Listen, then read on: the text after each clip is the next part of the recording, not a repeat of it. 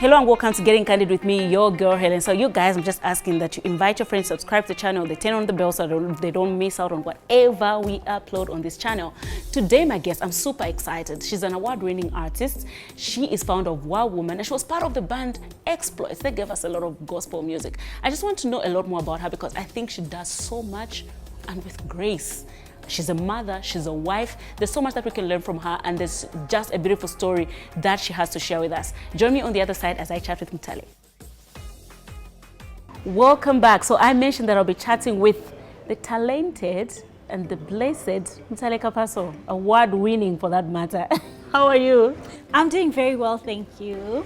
Yeah, so you do so many things, and there's just one thing that I just want to congratulate you for. Like, Wow Woman is doing so well. Congratulations. Thank you. We thank God, to be honest. It's really him, it's really him, to be honest. Mm-hmm. Yeah.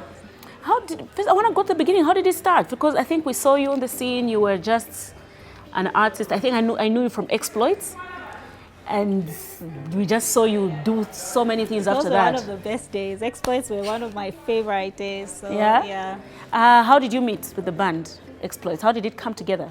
So it's interesting. A company, G-Note, was looking for fresh gospel voices that they could use as a proof of concept in going to the market. So they were literally a label. They were trying to position themselves as a record label in the market, but doing gospel. So they decided to do it with this youthful group. And there were auditions. And I was invited for those auditions at a church meeting when I happened to go to Mount Zion, and I was invited by someone. And yeah, so I was invited to attend these auditions. I was a bit skeptical, so I didn't go for the auditions. And then it happened that a friend of mine was going to the studio, and he was like, "Do you want to come?" And it happened to be the same studio that I was invited for. And guess who I heard singing? Trina, Japhet, and Henry. They had already picked them because I missed the audition. Yeah. So they had already picked them. They were already singing Epondi. They were like the best voices, like the combination. Just imagine, and Trina with her charm, she goes all high. I was like, this is like the best group ever. I went in to literally ask them if they could sign, an autograph for me before they got, popular. Yeah. And when they left, the producer was like, this is the group that I was inviting you to come and audition for. So I was like, oh, okay. And he was like, and we're still looking for someone. We feel there's something missing. Yeah. And he told me, leave your vocals, and the rest is history. Wow. And you guys blended so well. Yeah. And it's just sad. Personally, I was just sad that you only gave us one album.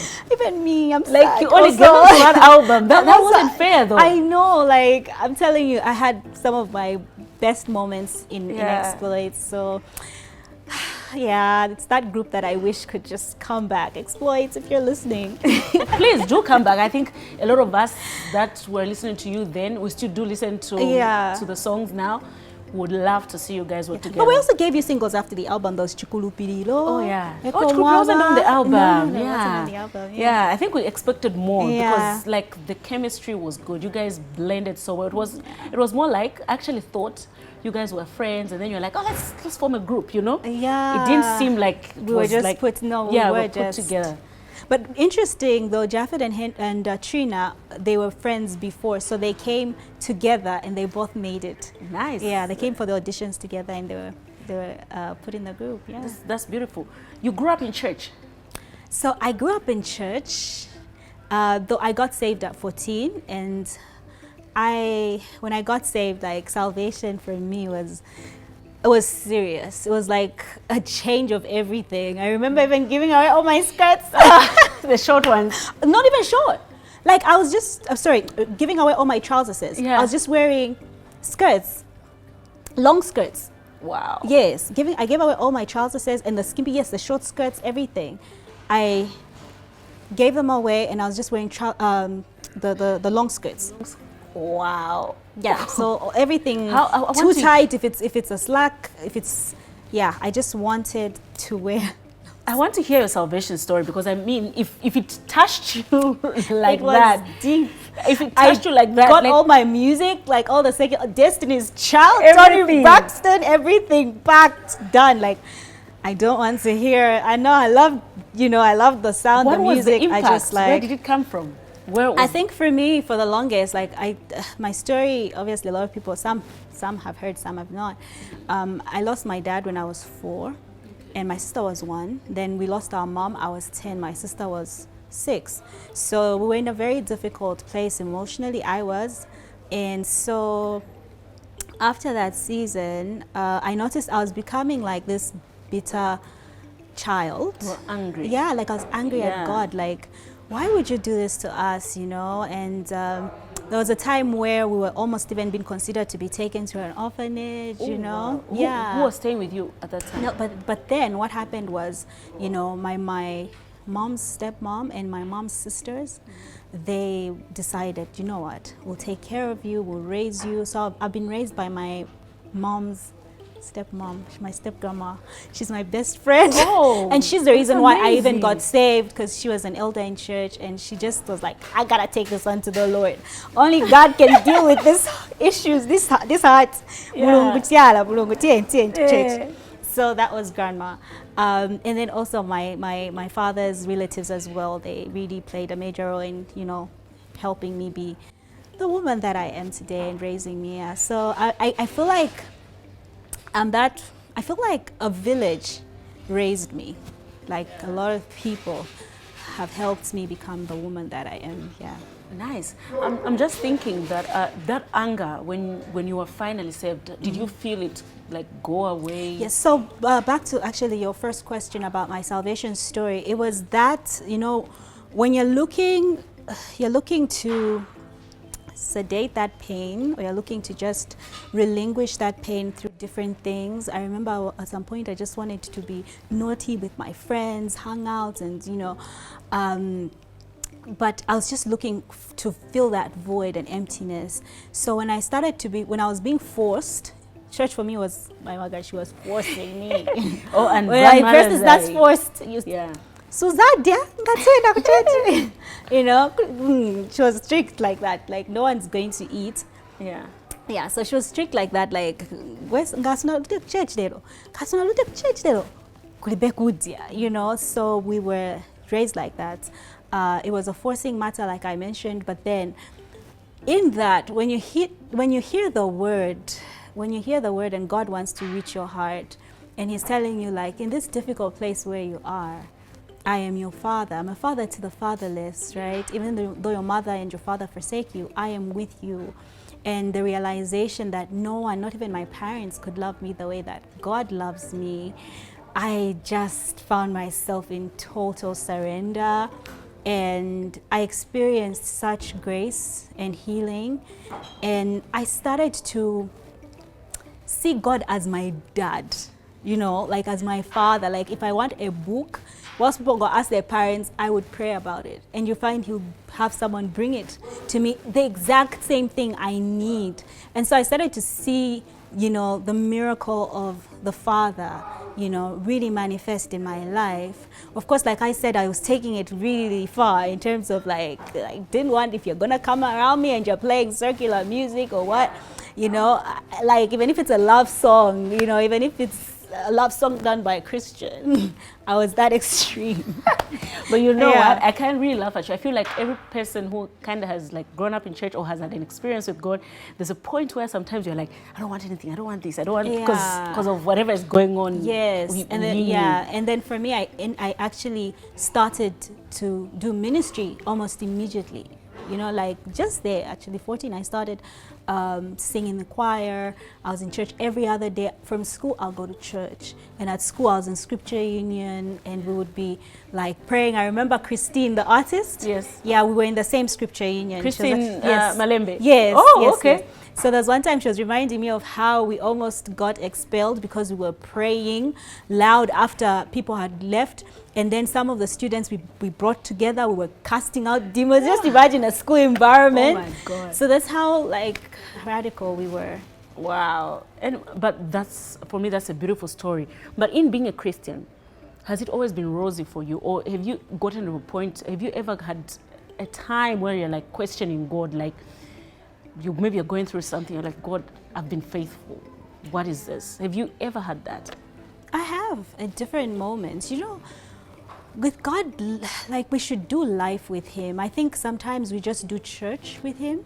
We don't do highs and lows with God. But remember that even He says, even I am in the high and lofty place. He's the high and lifted one, right? In the holy place.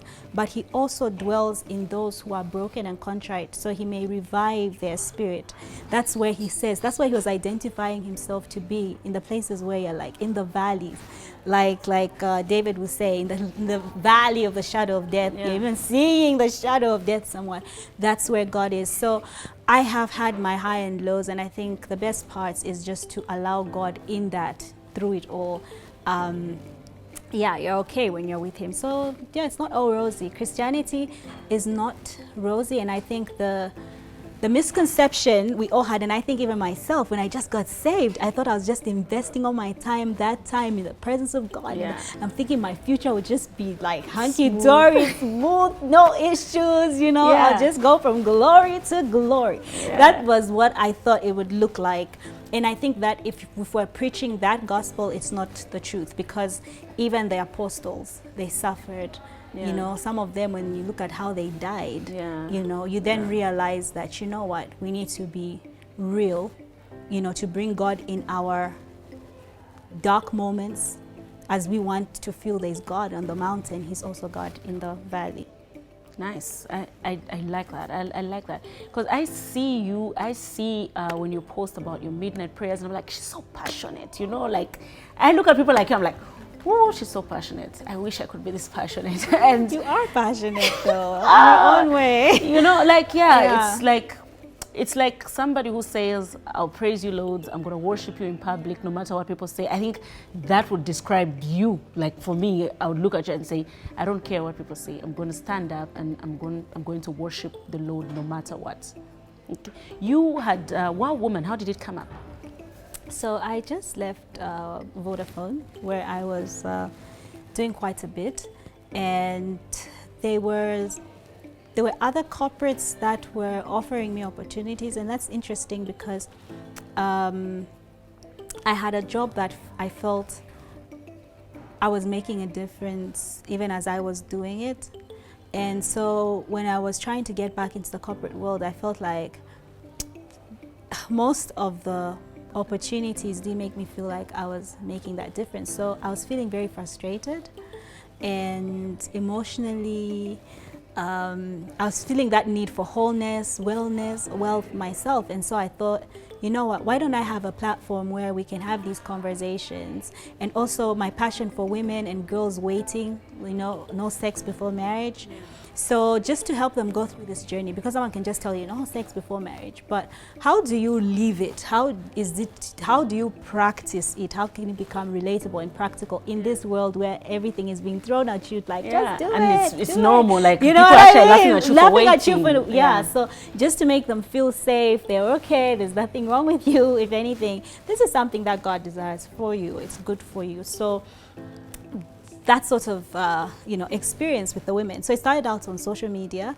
I just started a group like a joke. Yeah. It almost felt like it. But then the interest in, and God is trying to do something for women. Also, I didn't see, I felt there was lacking in the space, a place where different women from different backgrounds, whether you're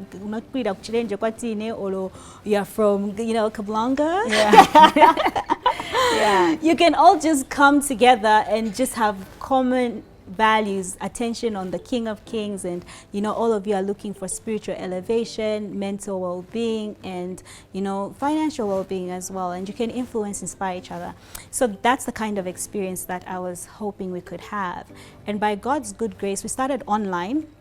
Then I remember getting this call from one of my partners who I had for the youth magazine I was doing, the New Era. You see, you've done so much. So I was doing a youth magazine, New Era, and Intercon. Then the people, they were like, we agreed a barter exchange. This was November, like first week or something. Yes, first week of November. They're like, you know, you remember we agreed we'll do a barter exchange, we'll put our advert in your magazine, and then you get to do an event here. So I'm like, oh, yes, yes, yes. And then they say, yeah, but the year is coming to an end. And if you don't have an event by the end of the year, then you forget about your event, because next year is just, you know, a whole new year. So I was like, my goodness, I lose a free event because of timing. So I just thought, we already have this platform where we're having these conversations. Why can't we move it to a physical experience? And that's how I called a few of my friends. I remember I called Lulu, I called Mainza, I called my mentor, Eve. I asked if she could come, and it was interesting, that weekend she was in Zambia because she's based in South Africa. I called Prophetess Isabel and Lady Norena, and they were all like, let's do this, let's do this. And the thing that was really cool about this whole thing is people easily got into the idea. Now the funny part now was when I was asking, when they asked me to say, what is the theme? So I then said, it's a pajama party. And then pajama parties were not very common. In fact, people were laughing when I remember when the first post went out. But what they didn't understand was, in my, like I was telling you, you know, I was going through a tough time, what. So I'll be home in my pajamas. My favorite thing is pajamas. So I'll be home in my pajamas. And so even when I thought about that, I was like, why don't we just come in a safe outfit, an outfit that makes you feel relaxed, safe, you know, to have fun and conversations and the like. And yeah, we did the pajama party. And I saw the photos. They looked lovely. They looked lovely. Like everybody was just blending in the pajama. I'm happy because the first time when you posted, people, they're like almost 2,000 or over that comments of people laughing. No, they just going to show up in their pajamas. And we sold out in 3 days after putting, it's like the, I don't think I've ever I've sold out events, but not as quickly as that one. Yeah. You know, the thing is, sometimes you look at an idea and it may look stupid, for lack of better words, but at the end of the day, you don't realize how many people actually need that. Like for you, it was a safe space. There's a lot of people that were looking for a safe space with their fellow women, and where they can just be free and they don't have to stress about which dress I'm going to wear. So that is beautiful, and that's how you started making events. Yes, that's how we got into the event space. But I used to do events a little bit before, because we did All Out for our own, like a year before that. So the hip hop festival. Yes, like All Out for hip hop, All Out for gospel. How did you get into events? That was actually one of my the first biggest events that I got to champion. Yeah. Nice. And that's the All Out for Hip Hop was sponsored by Vodafone, yeah? Yes. You were working for Vodafone. You were working as what, marketing? So I was Jump director, AMA Levels. Jump AMA Levels. It was there. So I was, my work involved championing the formulation and execution of their go-to-market strategy. So the Jump AMA Levels. That was like a little baby. Then now I'll tell you this. Wow Woman is probably one of the biggest gospel events. You have festivals. You like, for me, like right now, if I have to look around and see which one is something, a gospel concert that people can look forward to year in, year out, it's going to be Wow Woman. You guys brought Travis Green and GUC at the same time. How was that? How was getting Travis Green? My husband knows I'm crazy about Travis Green. Really? I love Travis Green. I love his music. There was a time I was going through some things, and his music was what I was like waited. Oh my God, that song has a lot of memories. So for me, that was like huge to see him come to Zambia. How was it to get him to come here? Travis Green. Okay, so I was chilling at home one day, and two young men, one I worked very closely with, EMR, and Mainza Nation. Then he was after, because we did some work with him. He was one of our brand ambassadors during Vodafone days as well. So we had that, you know, relationship. So they came in and they were telling me, oh, you know, we think your events need to have this, you know, add-on, because then we had already done quite a number of events in this space. So like, you know, what if we considered bringing an international artist like Travis Green? So I was like, Travis Green? I love Travis Green. You know, and if I back it up a little, after it happened, one of the ladies that knew me at work, She was like, oh, you brought Travis Green. You used to say that one day you're going to bring Travis Green. I'm like, really? Did I verbalize that? And she's like, yes, you said it. And so when I saw it happen, I was like, oh my goodness, it actually has happened. I'm like, okay. So you know that thing where God brings the right people and everything. So we started having conversation. I started to talk to his manager. And next thing, we have partners coming on board, you know, and yeah, we have Travis in the country. And then as we were going, we noticed there was interest also for Nigerian artists. So we thought, why don't we combine it?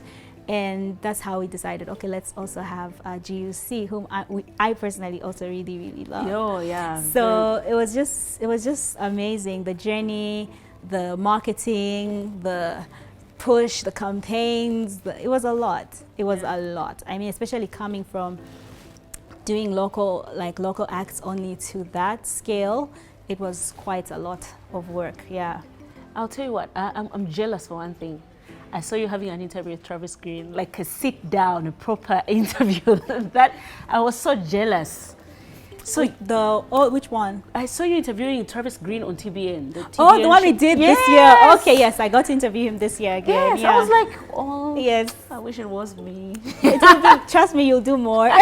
You'll do much more. Into that. But yeah, how has it been? Like, I think right now you and him have like a proper relationship. Just tell me also about that interview that you're doing at TBN. You're working with TBN Africa. Yes, so I've been doing exclusive interviews for TBN Africa. And yeah, I'm also doing some work for Trace Gospel. Beautiful. You are winning. Keep raising the flag. We're proud of you, and we by hope to God's see you. grace, trust me. Only by God's grace. Only so for me, God's it's like grace. whenever I see a Zambian on that stage, I'm like, yeah, because I feel like, and the next person who didn't even know about Zambia, they're like, oh, Zambia, they're going to research more and they'll know more about Zambia. So whoever does it first, whoever does it, it doesn't matter. As long as you are representing Zambia, that makes me happy. Now we are even helping women that are in difficult situations, you know, that are dealing with debt. Those are some of the conversations that we've decided to align with, because we actually realize that this is a real issue. So yeah. It is. So people, the women that you're helping, is it just random women, or maybe women that are parts of members? So join join the community. I need to join the community. But yes, obviously the community has more deep dived conversation. Like we dive deeper. And then we have different speakers that come and speak to the women. And it's funny that we grew a lot more last year for the women. Yeah. After all that, we had more women joining the conversations.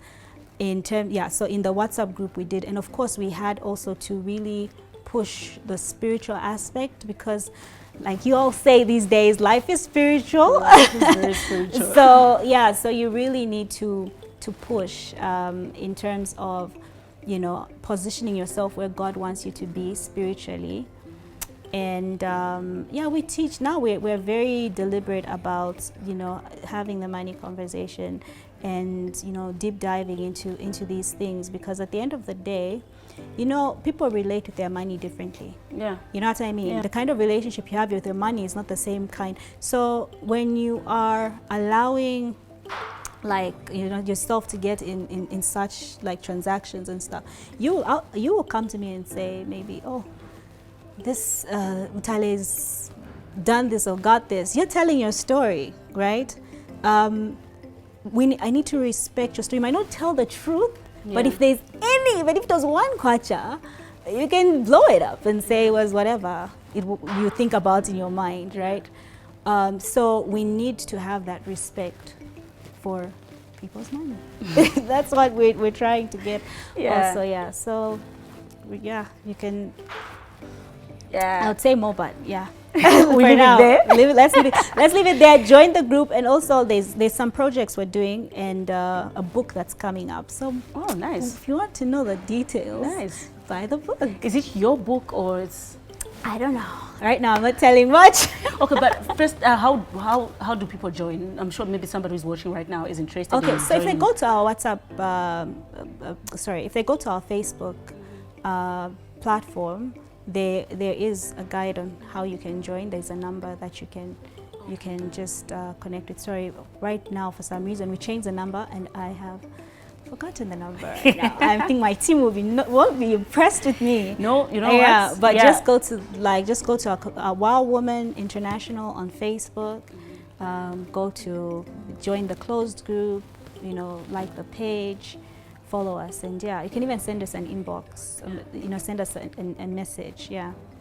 You should join. I'm part of the group on Facebook. Oh, are you? Yeah, I see. That's how come I see you guys praying. I see sometimes you're with Yeah. Esther Chungu. Yeah. And I'm just watching like, these powerful women. It's By really, God's grace. yeah, By you know, God's- no, it's not yeah. easy because we're all human and we're on earth. Yeah. We're not in heaven. So, but it's just nice to see that there's young women that are really pushing this, which is Yeah. very nice. Now you are doing so many things, and thinking you're married, you have kids. How do you balance? I don't think there's such a thing as balancing. Yeah. No. I think that what I try to do is I try to give 100% where I am, you know, and also just prioritize. Like, my family is a priority to me. God is a priority to me, my husband. So like I have to just prioritize, you know. I've made a decision to say it's about my priorities, and then giving 100% when I'm where I'm supposed to be. Because there are times when you're with your kids but you're on your phone. Yeah. You know what I mean? You need to spend time with them. Maybe you're on your phone trying to do well and, you know, communicate and all that. But when you are with your kids, you are with your kids. You understand? When you're with your husband, you give of yourself 100%. When you're at work, you do the same. I think that's just been, when I'm here, I try and, you know, do my best. I think that's just the way that I've decided to. Yeah. How many kids do you have? I have 3. 3 girls, boy. 2 girls, 1 One boy. boy. Nice. Now, you know, like right now, autism is a big thing. A lot of people are learning about it. Like a lot of us are just knowing more about it. And you are raising an autistic child. How is that? How did you find out, firstly? So yeah. So that is, yeah, it's a very interesting experience because I never knew about autism. I only started to learn because of our only son. So we noticed, my husband and I, after when he was almost 3, that he stopped saying some of the words that he used to say. He actually was started, talking. yes, he hit all just, his milestones. Yeah. And he was saying some words, but then he just stopped, you know, talking. And we then also noticed that he was like too much noise. When it's noisy, like he would react differently. And we started to be really concerned about him. And so we started to, you know, seek medical attention and just getting help. And I remember one relative, after I was reading through, she called me and she said, you know, I noticed, you know, your son is showing these symptoms that, you know, for me seem like he has autism. And when she verbalized that, you know, I broke down to cry and cried because I was reading about it and I started to see, you know. So we then started our journey. Obviously, we tried here. I remember at some point my husband took my son to SA, and there it was really confirmed that he actually is on the spectrum. And now we just started to see what interventions we can make for him and how we can get him help. And we did get some help here. And we also felt, you know what, maybe there's more we can do. And that's how it is that we decided to temporarily go to SA and just see what more we can do for him. Oh, nice. How old is he? He's 6. How is he doing now? He's getting there slowly. Yeah. He's getting there. You know what it's like as mothers, when you make an intervention, you almost are expecting things to just happen today, now. And then they're taking time because life is a process, you know, and sometimes God, he works in his own way, you know, at his own time. We just have to continually do our best and that's where we are now. That's nice. How do you handle it now? How do you handle him and all that? Because I see, because now that we're learning about it, I see like a lot of, I'm kind of interested. I read a lot. I've seen videos. There's a lady that I follow. She's from US though, and she has 2 autistic children. So she posts about a lot of things on Instagram. She literally profiles their improvements, and sometimes she talks about meltdowns. Do you experience the meltdowns? Yes, we do. Yeah. We do. Okay, generally our son is just, he's a sweetheart. He's like very quiet. When he's fine, he's bubbly, he's happy. There are moments where he's like reserved and quiet.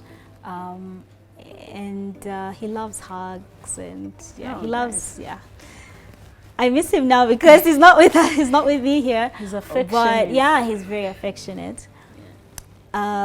So when it comes to the whole process, there are times when he does have his meltdowns, especially when he's uncomfortable. So it's just to know what triggers him, you know, and that we've started to know quite well. You know, there are some things that will trigger him and he will behave a certain way. And it's important to just understand your child and what is, you know, the nature of your child. And once you find your child is, you know, maybe even being hyper when they're naturally a lot more, you know, quiet and everything, then you know maybe there's something that is triggering that and making them uncomfortable. So it's just really paying attention to the triggers, the loud noises. Sometimes you'd find I'm on the laptop, the sister's on the TV, someone's playing music and everything. There's so much noise going on. And then you see that he's just like he's seeking something to just, you know, help him stabilize. So now it's really, I think in order to manage it, you really have to pay attention to your child. You just don't continually go about your business and your work. And that's why I had to also step back in terms of like my pursuits of maybe even going back to work, step back, and then at least, you know, one of us is able to manage the situation at home. That's nice. The time you had your World Festival last year, I know you were also campaigning for autism. Yeah. Is it something that you want to, what are you planning to do in that circle? I think for us, we just wanted to make the conversation comfortable, because I noticed that this conversation, for most parents, it's uncomfortable. And the worst thing you can do is, okay, I was saying this to a friend. You know, she just told me that, I noticed my friend's child looks like they're autistic. So I said, I think your child has autism, you know, and she was like so upset with me. She didn't even want to talk to me. Yeah. I'm just like, just the thought of it, firstly, as a parent, is hard. Yeah. And you are in denial. And then someone confirms it verbally, someone who is not a specialist in this field. It just can be heartbreaking, in as much as it's true. And how you say it, I think specialists will know how to break the news. So that perhaps then, because that's why they actually won't tell you until they do an assessment, a proper assessment. They do it themselves, and then they give you the situation as is, and even where on the spectrum that your child is. You understand? Now, if your friend is just like, the best you can do though is really try and influence your friend or your sister to see a specialist. Like, that's very important, because early interventions for these children is key in helping get the best results for them in terms of their, you know, them hitting their milestones. If you notice it maybe when they're 1 or 2, you know, that's a really good time. But, you know, the older they get, the interventions are much, you know, they're not the easiest, let me just say it this way. They're not the easiest to permeate through to them or be more, you know, as effective. So, yeah. Nice. No, I wish you all the best, and I'm glad that we're making. That's why I asked, because I know the conversation is comfortable. Before the interview, I'm like, can we talk about this? Oh yes, because I know you asked me. Can you talk about the issue of money? Can you talk about? Because I know, like, you know, it's a sensitive thing, and if somebody's not ready to talk about it, you can't force the conversation. So I'm just glad that a lot of people are actually coming in the open and they're talking about it. Yeah, so, and autism is very I will say that the more you talk about it, the easier the burden, because it is to carry, because it's still it can be a heavy burden. But when you start having conversations, you also then start to say what your challenges are. I'll tell you what, I've enjoyed this conversation. I've loved every bit of it. But you know, you look so young. How long have you been married? We'll be 13 years in October. How? How? Congratulations. Thank you so much. I guess we married young. Yeah. I think I was about 22. Though for the sake of my daughter, but I was like 2 months from turning 23. So I was actually telling a friend, we had another interview, I was saying, what? She just says, what's on your certificate? I'm like, my certificate is you were 22. But I don't want my daughter to get ideas. She's also, growing and becoming a little teenager soon. Yeah. And she thinks she can give me tips on how to be a mom. It's teenage She life. thinks she can give me advice. I'm just like, hey, I'm the mom here. Yeah. So we've been married my husband and I, been married for 13 years. You're blushing when you say my husband, like you're literally blushing. No, I'm grateful to God. I think, when there are aspects of your life that there's some things, like we were talking, there's some things that may look like, they're not so great, but there's some things that are great. Yeah. And you must celebrate when it's great. Like Yes. God has blessed me with a really, really good person to call my husband. And That's I'm grateful nice. to God. I acknowledge it and I celebrate it. Yeah. No one's perfect, but yeah, I think he's good for me. Yeah. That's good. I'm happy for you. And he's going to watch this and he'll be happy to just see your face blushing completely. Yeah, no, I thank God for him. I thank Yeah. God for him every day. Yeah. I pray that I also be that to him. I'm sure you are. For you guys to stay together for 13 years, I want to believe that he's as happy as you are. I try Yeah. my best. Oh, my best is You good can only enough. try, eh? Huh? You Yeah, I can hope my only best try. is good enough. Yeah.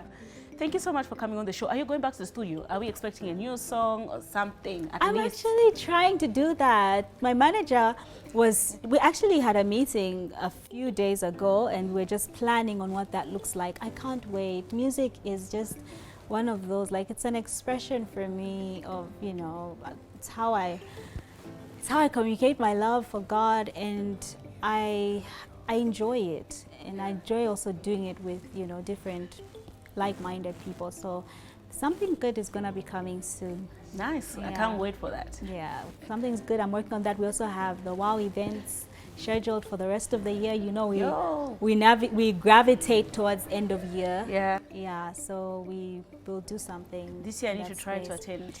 I mean, we brought back Travis and Phil last year. You didn't pitch. I'm just And you like, know, the what? second time- South Africa even pitched more. the there were sec- more people that came out for that The event. second time he came, I actually even had a ticket.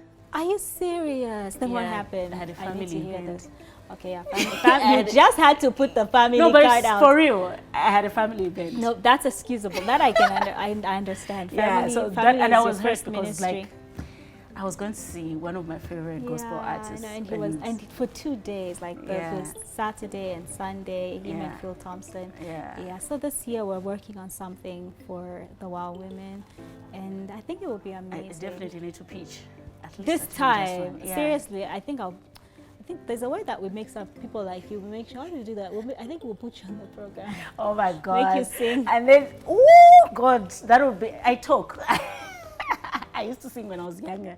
You know the funny thing? I used to sing in church when I was young. What happened? Then when I moved to Lusaka, because I grew up in Kafue, that life was What kind did of just, Lusaka do to you? it just buried. I couldn't really. But at least we brought out the speaker. But then, yeah. So I you're a speak, good now I fail to speaker. sing in public. Really? My voice just goes. No, I think we need to do something. My We need to voice bring out. just We need to bring that back. Oh my God. Bring that little girl. Yo, Let that her little sing girl loved it. again. She thought she was going to be a singer. She started learning keyboard. Like, I'm going to be that musician that can even play instruments. No, we're going to revive the. We're going to redeem the times. Yeah. Revive that. We'll see about that. Maybe my kids. Oh yes, maybe your daughter. Maybe. Because they love singing, so maybe. That's good. Yeah.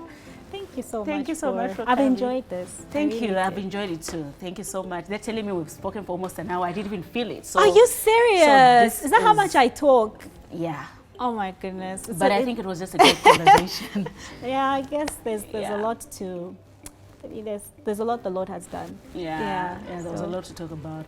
Thank you so much, and I think the interview was worth the wait. So yeah. Oh, I'm It glad to hear you was, say it was. because you've waited since when, last year? It was last year when I was pushing for this interview. Yes. Yeah, it was last year. But I've not been around. It's been over a year. Yeah, I remember you were telling me, Nese, I'll try to come back. Then you came back. Then I was traveling. Then it couldn't just work. But here we are. Yeah, and it's been great. Thank you so much. Thank you, Helen. You're doing really well. More grace. Thank you. As you thrive, as Thank you you. excel, continually just do what you love. We're Thank cheering you on and you're doing it really well. Thank you so much. Thank you. Alrighty guys, so this has been a great conversation and I hope you guys loved it. Keep subscribing and follow Mutale on social media. All her social media handles are right below. Just follow them and yeah, see what you can do. Join Wow Woman as well. Bye-bye.